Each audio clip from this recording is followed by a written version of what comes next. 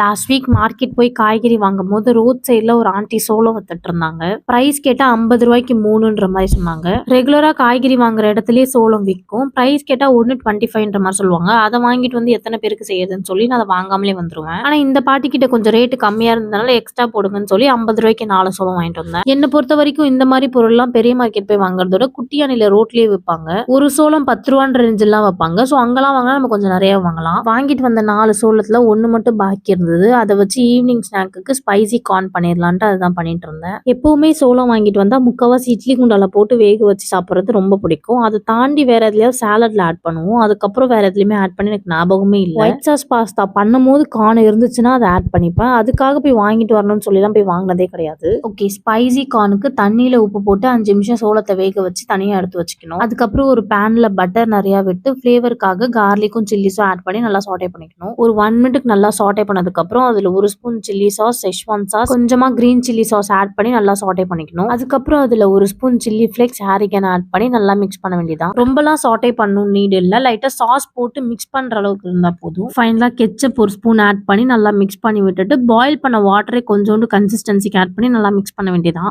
1 மினிட்க்கு அப்புறம் ஒரு நல்ல திக் கன்சிஸ்டன்சில வரும். அந்த ஸ்டேஜ்ல வந்து கார்ன்லாம் ஆட் பண்ணி நல்லா பரட்டி விட வேண்டியதான். எனக்கே இந்த ஸ்டேஜ்ல கொஞ்சம் பயம் வர ஆரம்பிச்சிருச்சு. சாஸ் இவ்வளவு ஆட் பண்றமே, ஸ்மெல் வந்தா யாருமே சாப்பிட மாட்டாங்களேன்னு. ஆனா ரிசல்ட் எப்படி வரப்போகுதுன்னு தெரியாமலே தான் செஞ்சேன். எப்பயுமே பாயில் பண்ணி தானே சாப்பிட்றோம்னு சொல்லி கொஞ்சம் டிஃப்ரெண்டா இருக்கும் தான் செஞ்சது. நான் வேற போட்ட சாஸ் எல்லாமே ஸ்பைசி சாஸ் தான். இதுக்கு மேல வந்து பெப்பர் கொஞ்சம் வேற ஆட் பண்ணி அதுக்கப்புறம் சாட்டே பண்ணிட்டு இருந்தேன். ஃபைனலா கொரியாண்டர் ஆட் பண்ணி இறக்கிட வேண்டியதான். பட் டேஸ்ட் சூப்பராகவே இருந்தது. எங்கேயுமே சாஸ் ஸ்மெல் எனக்கு அடிக்கவே இல்லை. நல்லா ஸ்பைசியாவே இருந்தது. அந்த கிரில் பண்ணி சாப்பிட்டா எப்படி டேஸ்ட் இருக்குமோ அதே டேஸ்ட், கொஞ்சம் சாஸியா இருந்தது. ஆனா ரொம்ப பிடிச்சிருந்தது. செஞ்சது 4 தான். அதுல நான் ஒண்ணு, அம்மா ஒண்ணு, அப்பா ஒண்ணு வந்துச்சு. இன்னொன்று இருக்கிறது நானும் அம்மாவும் பாக்கி எடுத்துக்கணும் அப்படின்னு சொல்லி அது வேற 2 பேரும் பங்கு போட்டுட்டு இருந்தோம். சாப்பிடறதுக்கு முன்னாடி ஒண்ணுமே தெரியல. ஆனா சாப்பிட்டு முடிச்சதுக்கு அப்புறம் வாயை சுத்தி பயங்கரமா எரிய ஆரம்பிச்சிருச்சு. ஸ்பைசஸ் கொஞ்சம் அதிகமா போட்டோம் போல. ஆனா டேஸ்ட் வாஸ் சோ குட். நீங்க இந்த மாதிரி ஏதாவது புது டிஷ் ஃபர்ஸ்ட் டைம் ட்ரை பண்ணும்போது பெஸ்டா வந்த இந்த டிஷ் ஏதாவது இருந்தா மறக்காம கமெண்ட் பண்ணுங்க. ஃபைனலா டின்னருக்கு ஒரு முறை தோசை ஊத்தி சாப்பிட்டு முடிச்சாச்சு.